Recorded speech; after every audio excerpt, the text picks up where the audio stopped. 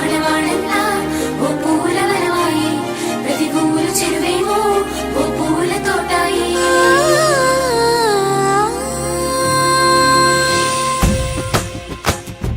పచ్చ పచ్చని పల్లె పచ్చని పల్లె మబ్బుల్లో లేసింది, వాకిళ్ళు ఉచ్చి ముగ్గులు పెట్టింది.